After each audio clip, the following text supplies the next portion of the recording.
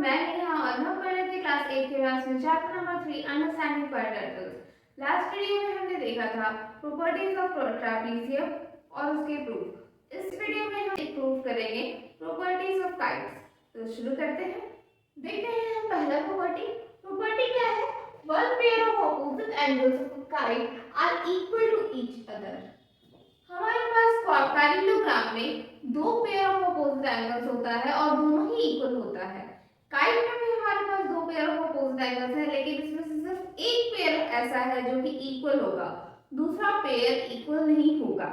ठीक है, एक pair of opposite angles of kite equal होता है, लेकिन दूसरा पेयर तभी इक्वल होगा जब वो एक पैरेललोग्राम होगा, काइट नहीं होगा। ठीक है, सो काइट और पैरेललोग्राम में ये एक और डिफरेंस आपको जानने को मिला और अब अभी हम इसे प्रूफ भी करते हैं। तो बनाते हैं एक काइट।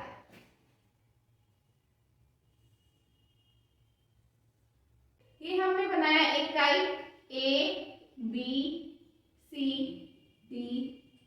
ठीक है, ए सी और बी डी इसके डायगोनल्स हो गए, लेकिन हमें डायगोनल से मतलब नहीं है, हम बी डी को बाद में कंस्ट्रक्ट करेंगे। ठीक है, फिलहाल हमें जानना ये है कि जो B और D है ये इक्वल नहीं होता है, इक्वल हमारा ये वाला होता है A और C वाला। ठीक है, यानी कि दो जो इक्वल है उन दोनों के बीच में जो फंसा हुआ जो एंगल है, ठीक है, जैसे कि ये दोनों, इन दोनों के बीच में फंसा हुआ ये वाला एंगल है और इन दोनों इक्वल साइड के बीच में फंसा हुआ ये वाला एंगल है, तो ये दोनों इक्वल नहीं होगा। जबकि जहां पर दो अनइक्वल एंगल्स मिलेंगे वहां पर जो फंसा हुआ एंगल्स होगा वो इक्वल होगा। ठीक है, तो पहले हम देखते हैं गिवन। गिवन में है हमारे पास late ABCD be a kite। ठीक है, ABCD एक काइट है। टू प्रूव हमें प्रूव करना है angle A is equal to angle C। ठीक है, तो एक कंस्ट्रक्शन भी कर लेते हैं। Diagonal BD is to be constructed।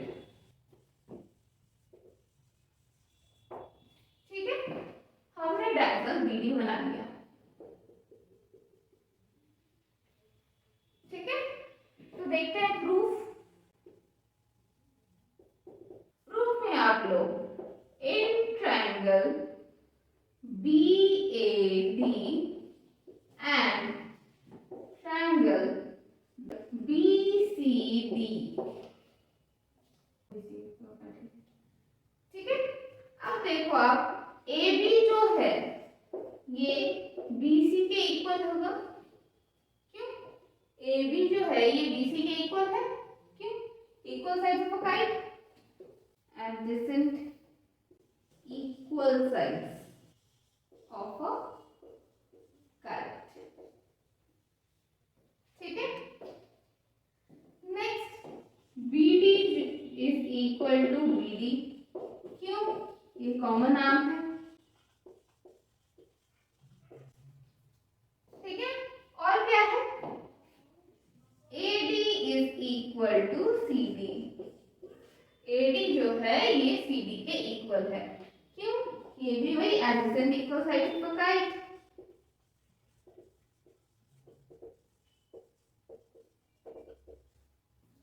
तो इस तरह से हमारा ट्रायंगल BAD जो है ये कन्ग्रुएंट हुआ ट्रायंगल BCD के। क्यों? Using side criteria of congruency। ठीक है, ट्रायंगल BAD ट्रायंगल BCD के कन्ग्रुएंट हो गया और इसीलिए हमारा एंगल A, ठीक है, ये देखो इसका BAD का एंगल A और BCD का एंगल C ये भी इक्वल हो गया। क्यों? Corresponding part of congruent triangle.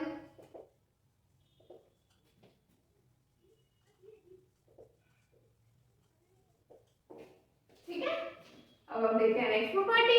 Next property है one of the diagonals of a kite bisect the corresponding angles.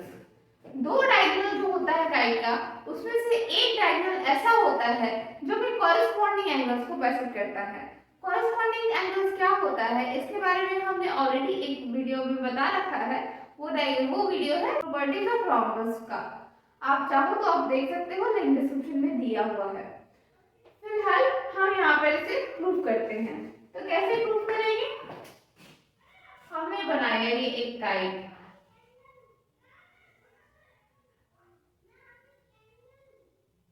A B C D, ठीक है।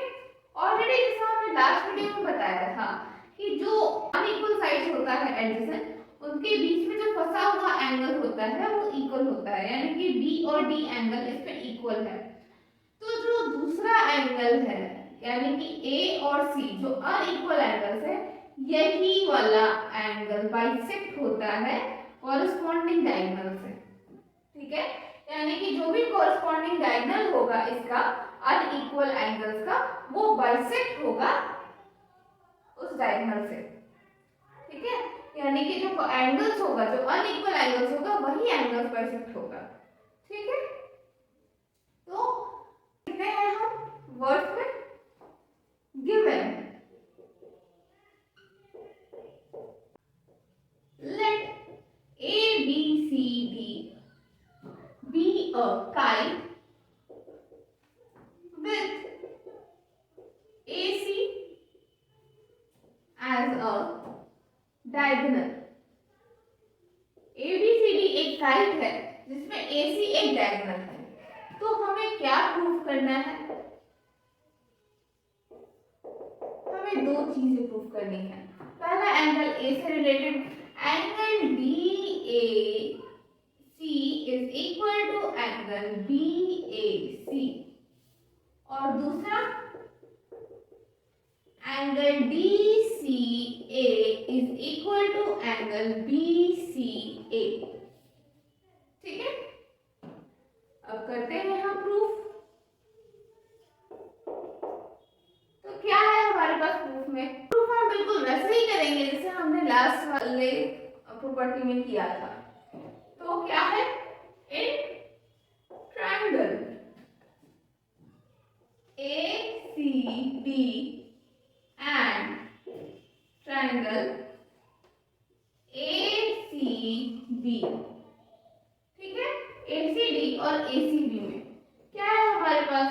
AC is equal to AC, क्योंकि ये कॉमन नाम है।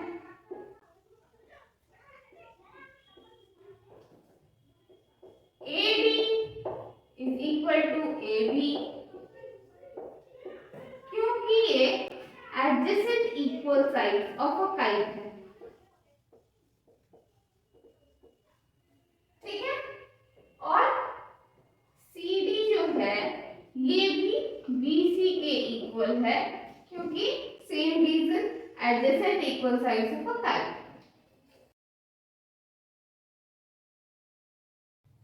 ठीक है। Therefore ट्रायंगल ACD जो हुआ ये कंग्रुएंट हो गया ट्रायंगल ACB के। क्यों? Using SSS criteria of कंग्रुएंसी।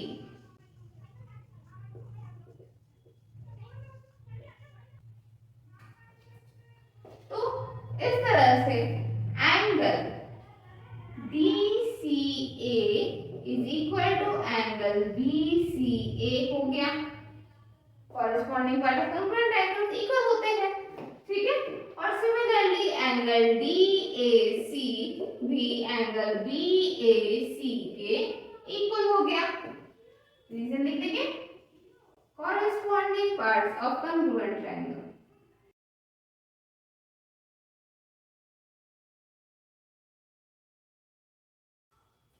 ठीक है। अब हम देखते हैं नेक्स्ट प्रॉपर्टी। नेक्स्ट प्रॉपर्टी क्या है? One of the diagonals of a kite bisect the other diagonal. दो डायगोनल्स होते हैं काइट के, और दोनों डायगोनल्स में से एक डायगोनल ऐसा होता है लेकिन वो जो दूसरा डायगोनल जो बाइसेक्ट हो रहा है वो पहले वाले डायगोनल को बाइसेक्ट नहीं करेगा। अगर दोनों एक दूसरे को बाइसेक्ट कर देगा तो ये पैरेललोग्राम का प्रॉपर्टी हो जाएगा। ठीक है, सो एक डायगोनल दूसरे डायगोनल को बाइसेक्ट करेगा। देखते हैं कौन सा डायगोनल किस डायगोनल को बाइसेक्ट करता है। ये हमने बनाया एक काइट,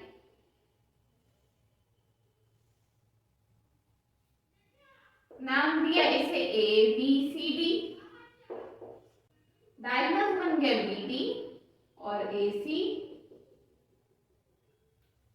ठीक है, अब एक छोटा डायगोनल है बी डी, एक बड़ा डायगोनल है ए सी।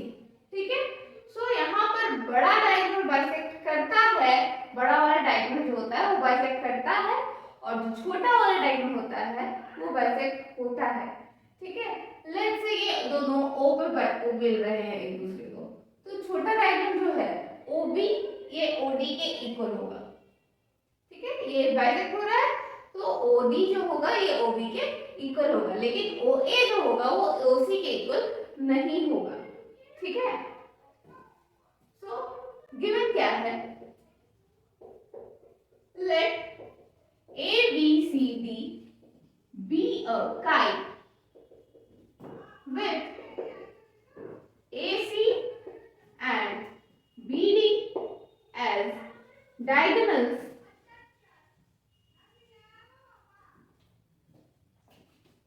intersecting each other at O.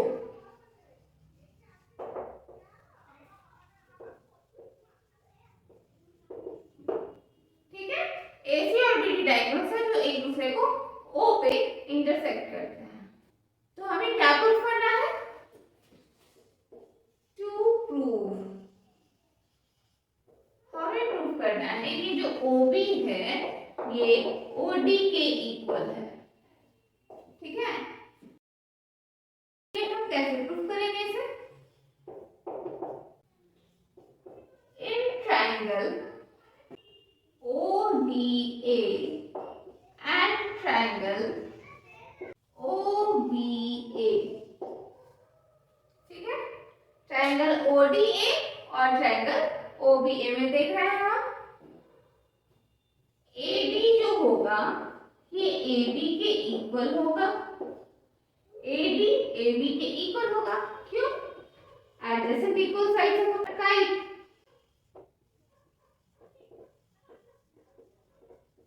ठीक है, और एंगल OAD जो होगा ये एंगल OAB के इक्वल होगा, OAD जो होगा OAB के इक्वल होगा, क्यों, अभी तो लास्ट प्रॉपर्टी में हमने प्रूव किया था ना कि जो एक डायगोनल होता है वो अपने कॉरेस्पॉन्डिंग एंगल्स को बाइसेक्ट करता है, सो ये वो वही एंगल है। ठीक है, तो रीजन क्या होगा, कॉरेस्पॉन्डिंग बाइसेक्टेड एंगल। ठीक है, और क्या है हमारे पास, OA जो हुआ है ये OA के इक्वल है क्योंकि ये कॉमन आ रहा है। अब आप देखो side angle side, side angle side.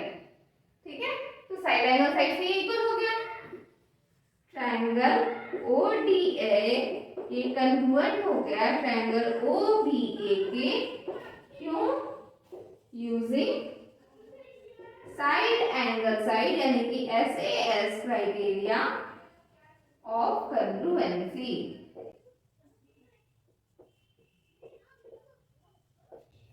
ठीक है, इसीलिए OD जो है ये OB के इक्वल हो गया। ठीक है, क्यों, corresponding part of control triangle.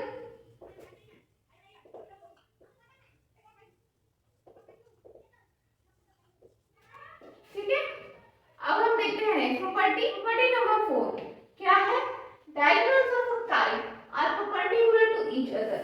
जो दोनों डायगोनल्स होते हैं काइट के वो आपस में एक दूसरे पर परपेंडिकुलर होते हैं, यानी कि सारे के सारे राइट एंगल्स बनाते हैं, 90 डिग्री बनाते हैं। ठीक है, सो हमने बनाया एक काइट,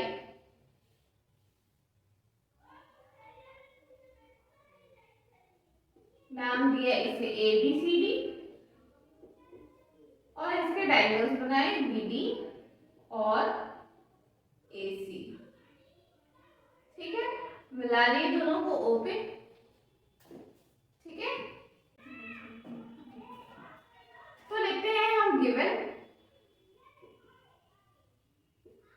है हमारा late ABCD be a kite with AC and BD as diagonals। आगे intersecting each other at O।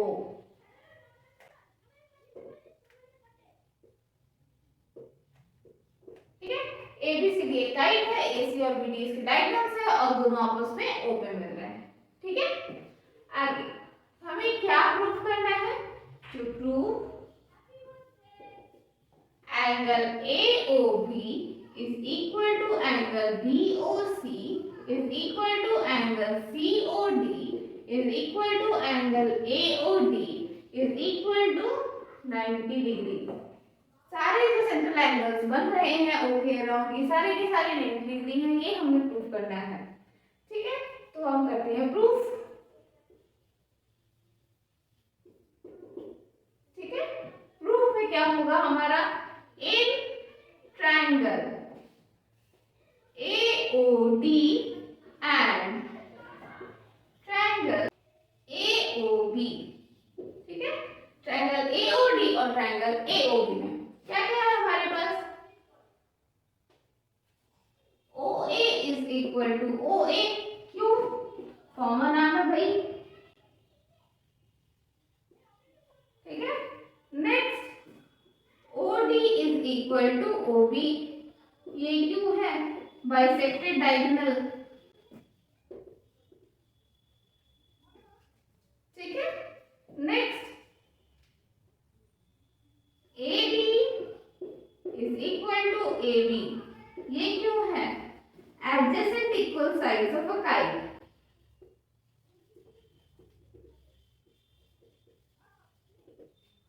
ठीक है, adjacent equal sides of a kite है, तो इस तरह से हमारा ट्रायंगल AOD जो है ये कंग्रुएंट हुआ ट्रायंगल AOB के। क्यों? Using side criteria of congruency।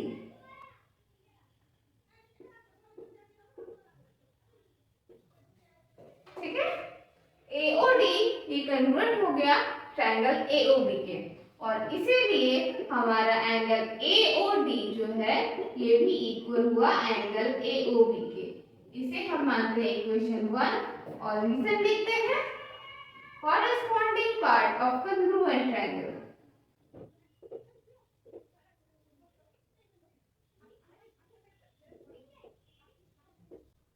ठीक है, आगे देखते हैं एंगल AOB जो है ये इक्वल होगा एंगल COD के। ठीक है, AOB जो है ये COD के इक्वल होगा क्योंकि आप देखो ये वर्टिकली ऑपोजिट एंगल है, ये वाला एंगल इसके वर्टिकली ऑपोजिट है। ठीक है, और सिमिलरली एंगल BOC जो है ये इक्वल होगा एंगल AOD के। ठीक है, BOC जो है ये इक्वल होगा एंगल AOD के क्योंकि ये भी वर्टिकली ऑपोजिट एंगल्स ही है। तो क्या हो गया इनका रीजन? ये वर्टिकली ऑपोजिट एंगल्स हैं। तो इससे क्या हमें मिल गया? हमें मिल गया एंगल AOB जो है ये इक्वल है एंगल BOC के, ये इक्वल है एंगल COD के, ये इक्वल है एंगल AOD के। ठीक है, और अब इन्हें प्रूव करते हैं 90 डिग्री। तो एंगल AOB जो है इसे अगर हम ऐड करें एंगल BOC के साथ तो ये 180 डिग्री होगा क्योंकि ये लीनियर पेयर एंगल्स हैं। देखो एंगल AOB ये वाला एंगल BOC ये दोनों एक ही लाइन पे बना है, डायगोनल AC पे बना है।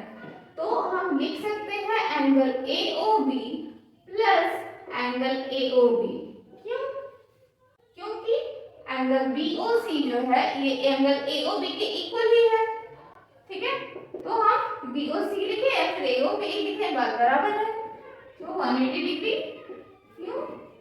यूजिंग इक्वेशन 1, यहाँ भी आप लिख सकते हो यूजिंग इक्वेशन 1।